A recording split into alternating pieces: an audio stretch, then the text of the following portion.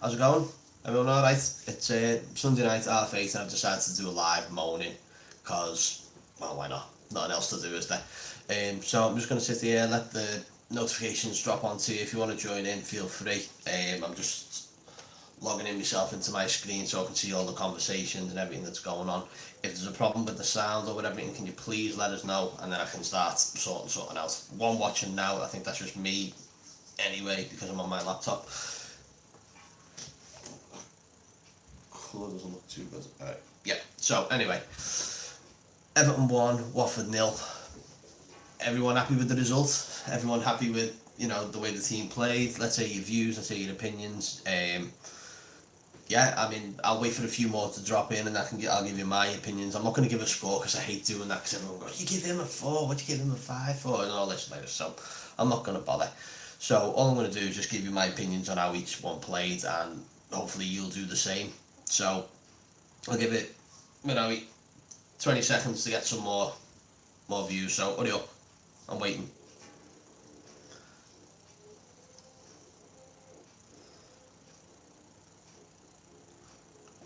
Oh, by the way, great mug, Tom, superb mate, nice one.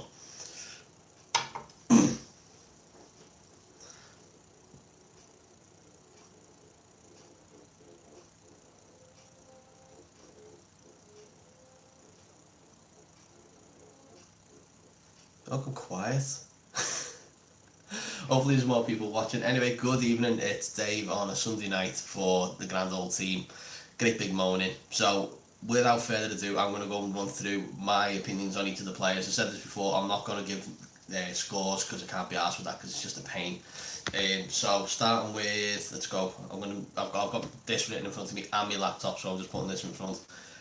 Pickford, massive save once again, exactly the same as he did at Palace. Kept us in the game, so 2 point save there.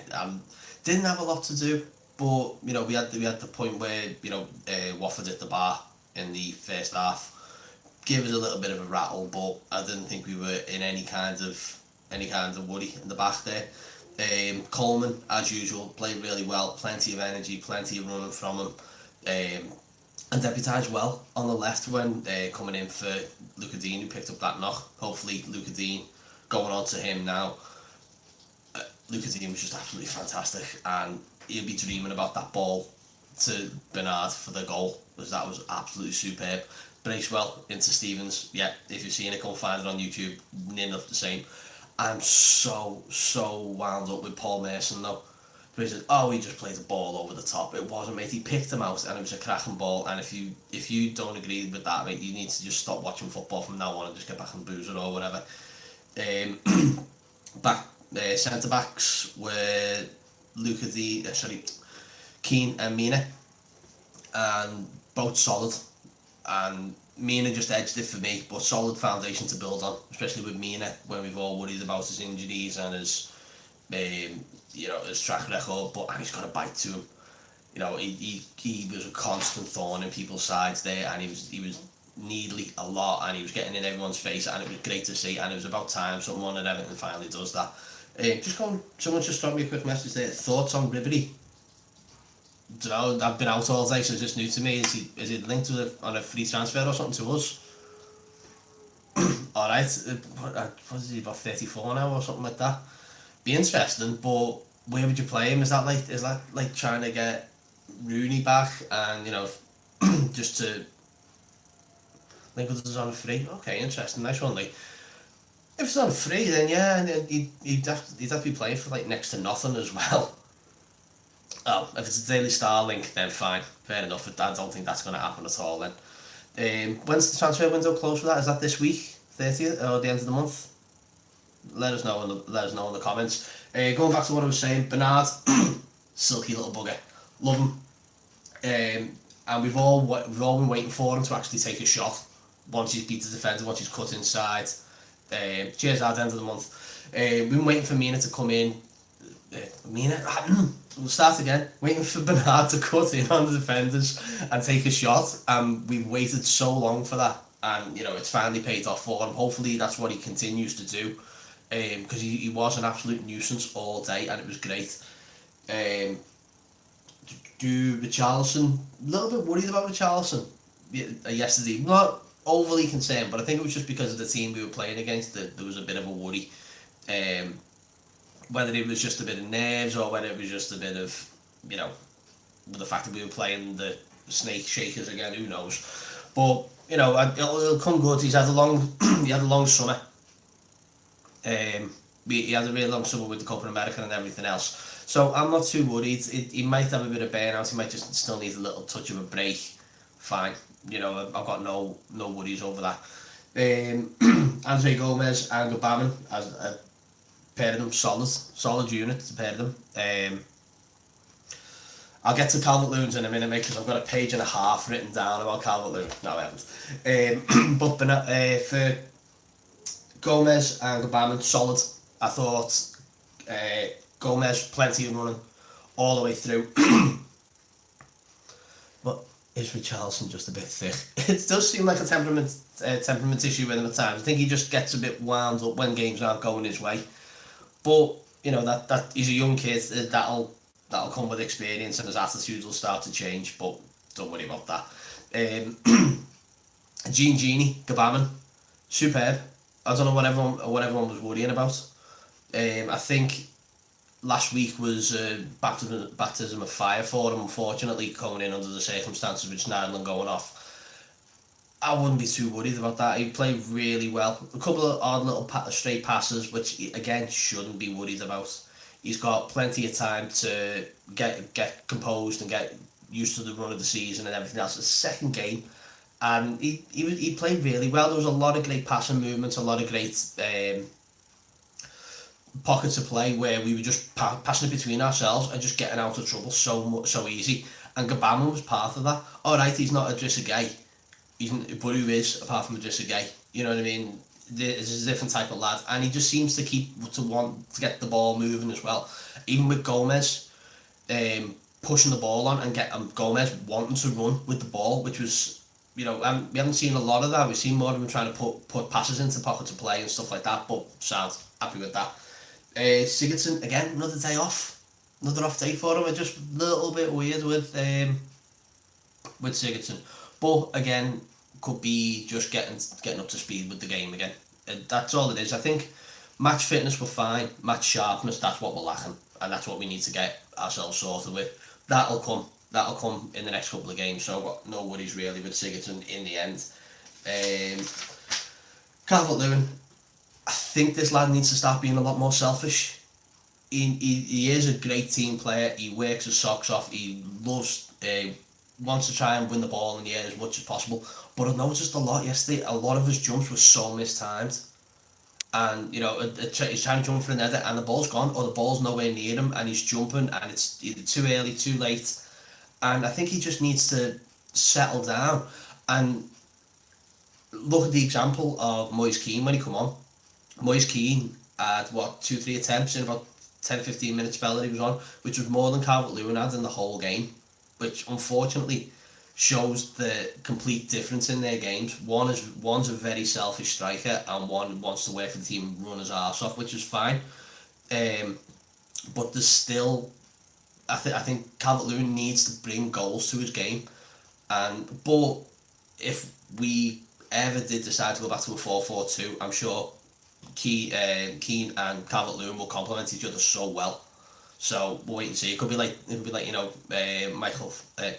Kevin Phillips and Niall Quinn, that kind of height and runner. Who knows?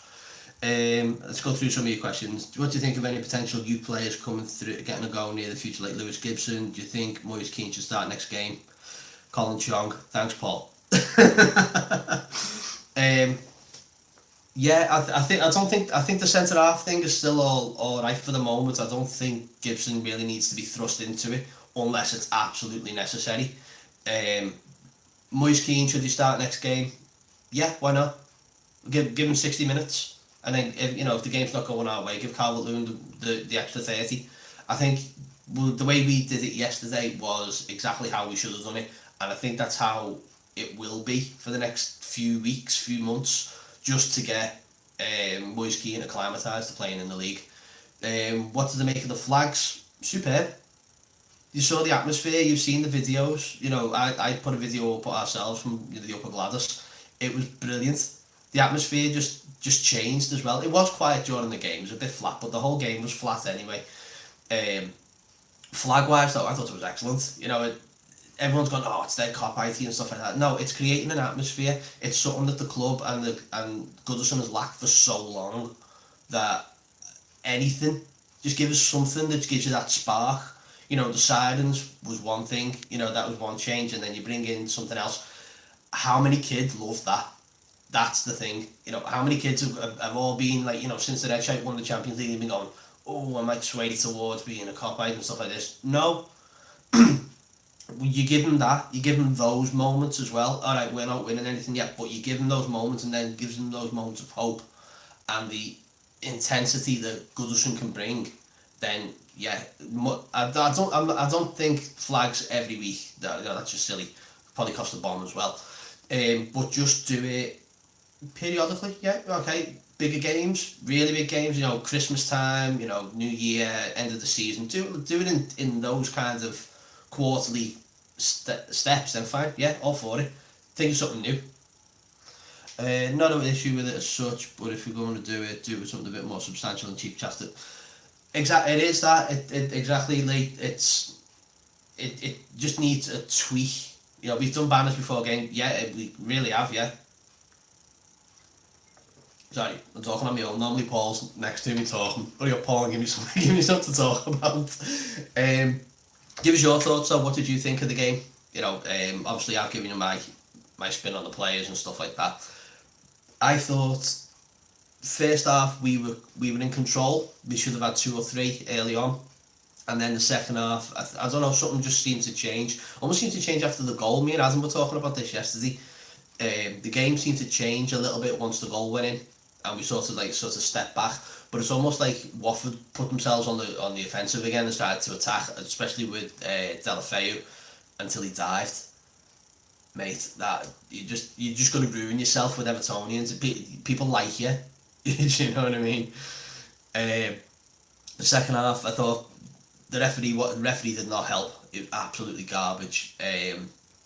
We've got, you know, the tackles going in, wild kicks and boots in there and everywhere. Did Luca Dean get a knock, or was it from taking that corner? I don't quite remember. But you know, it just seemed like they wanted to kick us off the park more than anything, and that was it. But I thought we still managed to play our own game throughout all that, which was good for us. You know, good to see that, you know, we weren't getting into that kind of battle with them, and you start losing the redacted Paul, definitely. You start losing the momentum of the game, and you start losing your head, and that's when, you know, silly red cards, silly yellow cards go in and stuff like that. But on the whole, I thought we were alright. But Watford, fair play to Watford, they took it to us in the end. But they didn't, apart from the save and it in the bar in the first half, didn't really look like threatening. The ball was going up, but it was just getting emptied by Yerry Mina and Michael Keane every time. And I was happy for, you know, Mina to just launch it, because it was like, it's sad to say, I was happy we were wasting time against Watford, just because, like, we didn't look like scoring ourselves. You know, we were on the attack, but it almost seemed like when Keane came on is when we started looking like we could score. Before then, after the goal, we didn't really create as much as we should. But that's just my opinion anyway. So let's have a look at yours. Mighty Blues, Moise Keane looking very good when he's fully fit. We've got some play in our hands. I think so. I definitely do. I think he's just got to get into the swing of the league. As I was saying a couple of minutes before, I think it'll be 15-20 minute intervals for him, where he'll get on and he'll get minutes rather than full games. Until I reckon probably see Christmas before we'll actually see him play full 90. It'll be, or at least November, when we've still got a lot to, when the games start to ramp up over Christmas and everything. I think we'll do it Villa. I can't stand Villa, so 3-0 Everton. I was going to say it right now. I predicted it yesterday. I said 1-0 Everton, and I was happy with that. So I'm going 3-0 a week before the game, and I'm sticking to it. What do you think of the goal kick routine with the centre half dropping into the 6-yard box? That has always put the shit up me anyway, when they played outside of the 18-yard box. Even when, a ball's been passed in, and you always think, are you going to stop that just before it gets out to the 18-yard box, and there's either going to be free kick or retaken? there's absolutely no need to do that. And then running up with the defender, running up with the ball getting kicked out, it was almost like, it was very kiddish, very childlike how it looked. It was weird. It was like almost like, well, if he's not getting the ball over the halfway line, we're gonna have to be there. It's almost like playing in Sunday League against the wind. It's like your goalkeeper can't kick it that far, so you've literally got to get on the tee to make sure it's going anywhere further. But yeah, that's weird for me. I don't want that. It was unnecessary, rightly. Jeff, yeah, we were a bit shy. We were clearly still not up to speed. You can see progress throughout, and we were shocking defensively at the start of last season. Exactly. 2 clean sheets, mate, and 4 points. I can't grumble with that. I'm going to take that all day. Shocking the likes of BBC and Sky Sports don't mention the fact that we've not conceded the goal at Goodison since February, and don't like the new rule on goal kicks in the box. We're never going to get the BBC or Sky Sports waxing lyrical about Everton. It doesn't happen. Paul Merson doesn't like us to begin with, so all his mates and all his cronies on Sky Sports are going to say the same thing. Spew. Who cares? We're Everton. I saw someone say we were weak at the back. Not sure what pundit it was, but evidently missed those clean sheets. It was probably Paul Merson, because even as I mentioned earlier on, I was talking about Luca Dean and that ball that he played into Bernard for the goal, and I said he'd be dreaming of that. I just saw an article called from Charlie Nicholas. There you go. That ball, you dream about playing balls like that into attackers to score goals like that. Favourite game, Goodison? Probably the 4-4 derby in the FA Cup. It's going back some time, probably weren't even born. That's how far back it went. That one, I've had a few, you know. Let's see, favourite game? You know what? Even though we lost, it sounds like a really poor losing mentality, but the Fiorentina game, the ground was the whole atmosphere in the ground was just amazing. Yeah, what was it? 89. That game was. Oh no, it wasn't just in the 90s, was it? So yeah, I'll come back to that one, Paul. You can throwing a line at me there, mate. I think we give the impression, due to still looking dodgy set pieces, unlike last season, we're getting away with them, but we still look like we concede every time we concede one. Yeah, we still there was those opportunities where, like I said, they hit the bar in the first half, and there was a couple of chances where they played the corner over, and Delafeu put the ball on an absolute plate on the back post for Deeney, and Deeney's giving him all sorts of shit. It's like every striker wants a ball there, you know. The ball he played in is like, what more do you want? And he's giving all their attackers shit. It's like, well, I don't blame you, but that ball just got right through our defence, and you know. But defensively, we're doing the right thing. As Paul's mentioned, we haven't had a clean sheet since February. It's now August. You know, superb.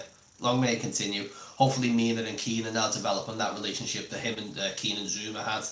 And you know, that if that continues, then great. You know, Mina's got to stay injury free, which is the main thing. But yeah, the thing, how positive does that look? You know, that works a lot. That looks a lot more in our favour. And anyone in Sky Sports or BBC who starts saying like, oh, don't even mention it, spew them. We'll just coast out however we want to do it, because we know, Evertonians know how well we've been doing. We don't need someone on BBC to tell us that. If you're watching the game week in, week out, then you know how well we're doing. Keen to be in contention with consistent England starts based on form. Definitely. And I think, if Zuma can get back into the French side, then there's no reason why Keane can't do the same. He's got likes of Stones in front of him as well. Stones has been injured for a while, and to be honest with you, you know what, I'm actually saying this like I know what the England side is. I don't follow the English football. I can't be arsed, because I can't be bothered with all that. After Leighton Baines stopped playing, that was it for me. And Jagielka got that one game. Leon Osman got that one game and had a weird muzzy when he played. Big shout out to Dave for going live. It's not easy. It's not easy, mate, because you're normally here filling these gaps while I'm having a cup of tea. But anyway, my question to all of you is man of the match contentions. For me, I'm going for Yerry Mina again. 2 weeks on the spin, he's been my man of the match. Absolute immense. So go on, yeah, Mina, Jeff. And I'm not just wearing this because I'm a big fan of Yerry Mina today. Mina or Pickford, yeah, I'll Pickford, great shout because that save kept us in it. Again, it's another 2 point saved. Same with last week.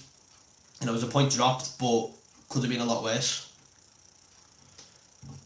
Well, Bernard for me, not just for the goal, but his energy and keeping the ball well. Good shout. Bernard was really, really good. I was so pleased with him. He's Boston surprised by the doubters. If we're talking about Mina, yeah, you're absolutely right. Someone put a stat up earlier, and it was all these games that he played for Colombia and for us, and all of them were all clean sheets. So there is an absolute player in there, and hopefully we can unlock that potential from him more. And again, all it is with Yerry Mina, it's in his head. It's all about his fitness, and he's got to stop going on gambling adverts, and then stop being an arsehole with that. Let's see. So we got Villa coming up next week as well, haven't we? Is that Friday? Yeah, I think it's Friday, isn't it? So that should be interesting. That should be a good one. So going back, what were we talking about before? Go on. Do you remember that? Paul, I'm not even going to go into that, mate, because even that video should never be seen. Should go talk about John Bailey. He was rattled when we met him, but he kept calling, because we were Falcon Blues TV, me and Paul. He kept calling it the Viking TV and stuff like this. It was just like, oh, Paul, just stop recording it. And even the barmaid behind just shouted, John, it's called Falcon Blues TV. How hard is this? Yeah, we won't talk about that, mate. But that's bad. I think Mina's rep suffered after being subbed on at Newcastle last season. Done well to recover some of the faith in him. Yeah, I would think so. Also, the game against Millwall in the cup, he stunk. I know the pitch resembled the sun that day as well. It was absolutely fucking shite. And it looked like Mina was just stuck in Treacle all game and just couldn't get onto the run of the green at all. It was just no. Mina's it's weird because everyone's all had this opinion of going, well, what if the back four get injured? What if the centre halves get injured? Well, our left back has just been injured and our centre mid's injured and the other centre mid's suspended. So and the two that be worried about most. I've probably given man of the match performances in the last 2 games. It's unreal. It typifies Everton in that we'll give a moan. We'll moan about someone. It's like, oh well, we haven't signed another centre back. Okay, well, Holgate can deputise in the centre half and he can play right back. All right, he had a bit of a shocker there, but he was coming in. I don't even think he was thinking of he was going to be playing a bit similarly to Gabaman last week. I don't even think he would have gone on the pitch had it not been for the red card and a couple of injuries here and there. Any player, regardless of quality, who comes from a slower league needs 12 months here before you can really judge them. Mina's no different. Absolutely, mate. Yeah. Need to be more patient. Remember, everyone's slagging off Keane. It turns out he nearly lost his foot to injury and played. Yeah. Again, this is how quick Evertonians are to judge. We God knows how many people wrote off Gabaman last week, which was just weird. And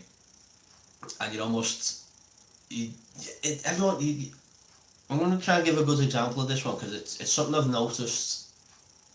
And forgive me for saying it, the difference between us and them, and it's a lot of it is blowing smoke up people's arses. It is, but have you ever seen them talk about one of their players saying he's shite, unless they've actually had 6 months where he's been absolutely shite? Every other time, he's the best player in the world, he's the best goalie in the world, he's the best, and they blow so much smoke up people's arses that you'd almost believe it. And I think that rubs off on the players, but the thing with Everton and Evertonians who go, he's shite, he's barely kicked the ball. And I think we've got to get out of this negative slump. And it doesn't help with, the lack of success that we've had and things like that. But just give players the benefit of the doubt and give players the time to settle, to, you know, acclimatise to the league, get used to the fans. You know, how many players have we just literally written off in the space of 2 games, 3 games? It's unbelievable. Made up to see better atmosphere than last year or so, and that has probably helped with the originals lads. You know, much better fan engagement and stuff like that. And I think that's sort of where the relationship between the players and the fans are starting to crawl back in. And I think that's where we end up getting these good results as well, as a result of the positivity that we were bringing to the players. You know, we weren't getting on people's back as quickly as we always have. You know, you look back to Koeman days, the Allardyce days, even the latter Martinez days, we crucified players, absolutely crucified them. And whose fault was that? Was it, you know, partly us because we were in that funk and we were in that such poor run of form that there just didn't seem to be any kind of reason to give a positive attitude or to give any kind of positive encouragement. It's just weird. But you know, that's my 2 cents on it anyway. I do not represent the club. I do not represent the fans and all this, that and the other. I've always said it's down to the team to encourage the fans. This is me, by the way, I'm just reading these. It's always down to the team to encourage the fans, not the other way around. I think we were right to be frustrated with attitude problems like Sneijder and Morales. Difference now is the squad effort and mentality from the management. Yeah, but where does that stem from as well? You know, once Allardyce was gone and we knew Silva was in, first few games we were like, yes, let's go for it. You know, and then Brands come to go, right, this is the players he needs. This is the players we want. Oh, okay, right. You're giving us that, right? We're behind you here now. We're giving you what you want. It's a 2-way street. I think it's not. I don't think it all comes from one way. It's definitely 2-way. Desperation for the true dawn instead of the false dawns we usually get leads to hope, followed by disappointment, followed by bitterness, followed by me throwing something. Yeah, I get you, Jeff. I get it completely. Everton. What are we? We're just. It's just Evertonians, isn't it? I don't think we're ever going to change. But just to go back then. Are we happy now? You know, obviously we've missed out on this centre back. Are we happy with what we've signed, with who we brought in? At least we are Newcastle. yeah, fair enough. What would you like to see the new stand at Bramley-Moore called? Dave, Paul, Adam and Danny. Just name it after us. Name it after all the GrandOldTeam and Falcon Blues lads. Fine. I just for now I wouldn't go out with naming them after players and things like that, because that opens it up to constantly changing it. I'd go with the north, east, west and south stand. You know, your west stand is the main stand. I'd even just refer back to it. Everyone's probably going to end up calling it, where are you sitting? I'm in the equivalent to the park end, or I'm in the street end. You're gonna come up with your own variants on it, because if they keep it with like that, then it'll probably just be, well, I'm in effectively the paddock, I'm in the top balcony, I'm in the upper Bullens, the Gladdy. You know, you'll make it how you want it in the end. If we're going to name it after players, though, it's going to be, I'd say, William Ralph, Alex Young, Neville Southall, and if I was going to save someone from my time, Dave Watson. So yeah, there's my 4 stands. But if you make a 5th, you know, who knows. So the Bootle stand, the town end, and the ferry stand. There you go. Yeah, I'll do the Hibbert stand. Yeah, with collapsible seats so we can ride whenever we need to. Tobias Linderoth stand, the Scott Camel stand, Eddie Bosnar paddock, and Brett Angel executive lounge. Yeah.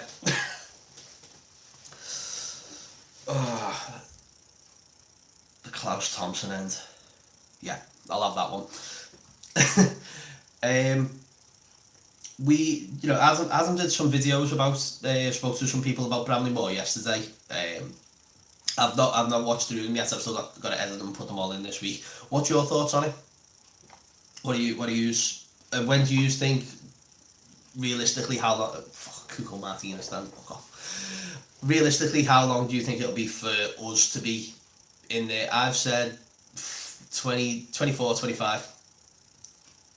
2024, 25, that is, not 24, 25 years. Espen Bardson fans. Paul, get off the friggin' chat, will you? You're doing my head in now. Espen Bardson stand.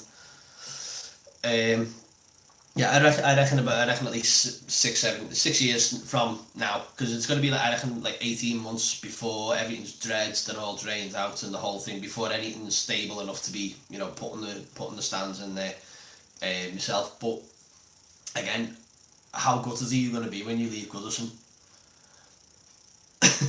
Cheers, mate. How gutted are you going to be when you leave Goodison? I mean, I've spoken about it at length in a video on Falcon Blues.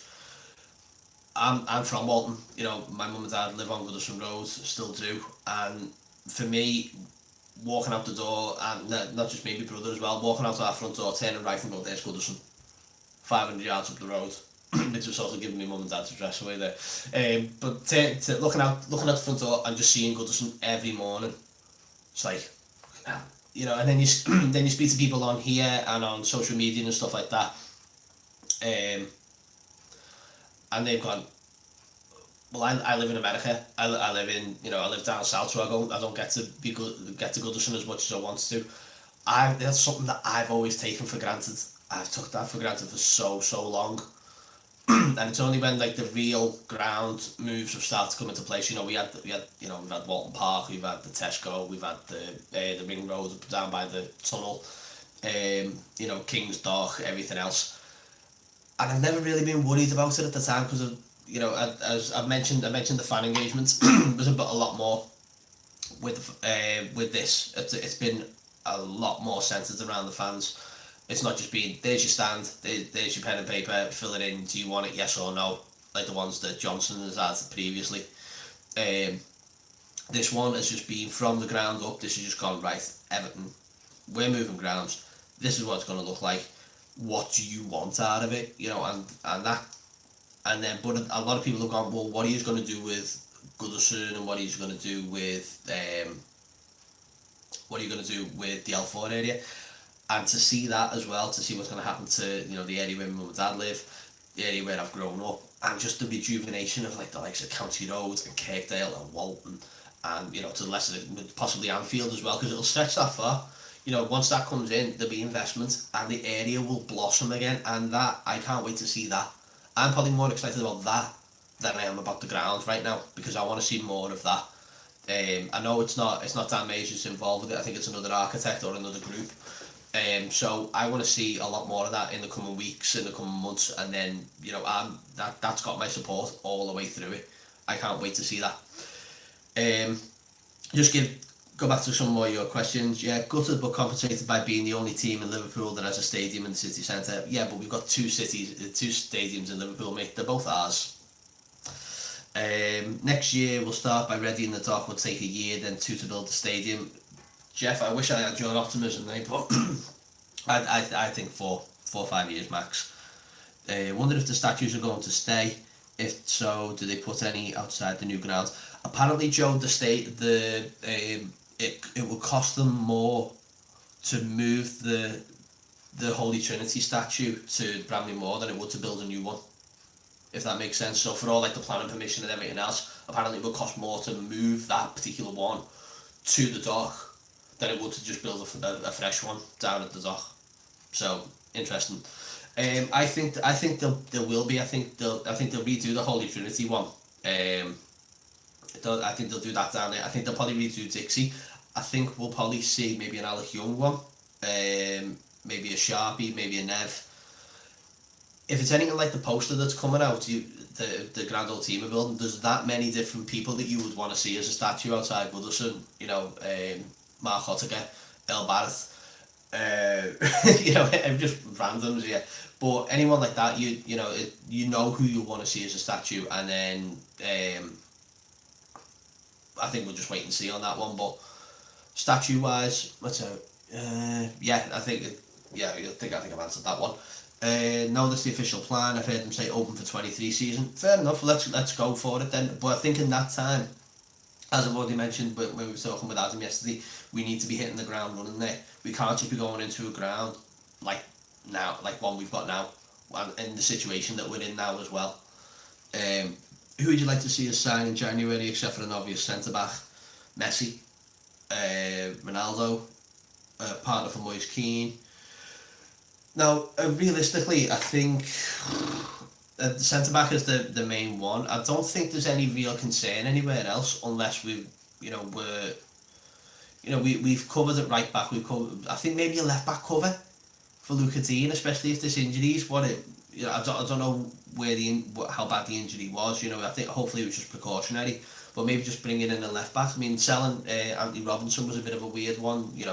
Leighton Baines doesn't seem to be either in the side or I don't know if he's still injured. I think if Keane and Calvert-Lewin aren't hitting their targets, I think maybe another striker. I think we might have to go out for it, maybe on loan. I don't know. I think we just have to see how November and December take us. Baines and Delph can play left back. Baines is injured, yeah, but we knew that one wasn't. That's not out of the ordinary. I don't even think Baines can actually play games anymore. I think he's picking up knocks far too easily. I think he played one game and got injured again, didn't he? So it was sad. It's sad. I mean, I'm not bemoaning it. It's sad because Leighton Baines has been one of my favourite players for years. But yeah, probably a cover for left back and potentially a striker come November time if we're still not hitting the back of the net with them too. Anything else before I wrap it up? Because I'm losing my voice here. It's your fault, Paul. And this tea is going cold as well. No. Okay, 37 minutes. I thought that was pretty good. Thank you everyone who's joined in. Yeah, you're right, Jeff. We are the only team sure to cover. Do you see Holgate hang around long term? Yeah, I think you do. I think there's still plans for Mason Holgate. Long term, saying that though, long term, I don't know. I think whether he wants first team football, he might end up going back to. I think if we bring in a centre back on loan, or for example, Kurt Zuma becomes the one that we actually bring in January, I think he'll be out the door as quick as Zuma gets in. And if West Brom is still sniffing around, I think he'll probably end up on another loan back to West Brom before Brands decides he's surplus to requirements come August and ships him off for the new season. I like Mason Holgate though. I've always been one where we brought in Stones and we brought in Mason Holgate, and I thought those two could have been the centre back pairing for Everton for a long time. Unfortunately, it's not worked out for Holgate, and Stones went on to bigger and better things, as we've all seen. Jeff, cheers mate, thank you very much for tuning in.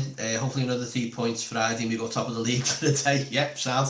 I was just thinking that when I was thinking about that. Do you remember when there was a Blackpool fan who put a bet on for Blackpool to be top of the league at any point in the season? I think it was like 1,500 to 1, and he put a fiver on it, and he went top for one day, and he paid out straight away. Fair play to it. I mean, I really need to start doing stuff like that. But yeah, 3 points on Friday, top of the league for the weekend. Happy days. Dave, what's your thoughts on Billy Kenny? Never seen him myself, but both brothers, one's a cop-out, said he was much great talent. I remember playing five-a-side with Billy Kenny years and years ago because one of the lads said he could bring Billy Kenny down. I was like, alright, yeah, fine, why not? And then he literally showed up and ran the game. But again, a waste of talent with Billy Kenny. You look at Rooney, and you always look at that once in a lifetime kid. Billy Kenny could have easily been that, just as good, absolute superstar. But such is life. Anyway, I'm going to wrap it up now. So make sure you're subscribing and clicking the notification button so you get notified when I go live and you get to see my handsome face again. Paul and I will be back on Thursday. We might even try and do something silly and go live Friday night and have another moan in and see how it pans out. and if we do it Friday, that means we've got a nice weekend away. So we got a nice weekend away. Not me and Paul. No, it's like a nice weekend away from Everton. So Friday night, we'll try and give us a shout, but we'll be around Thursday. Keep an eye out for the video that Adam did about all the Bramley Moor stuff, which includes a little bit of an interview with me and Paul. Till then, up the toffees, Colin Chong. See you in a bit. Ta-ra.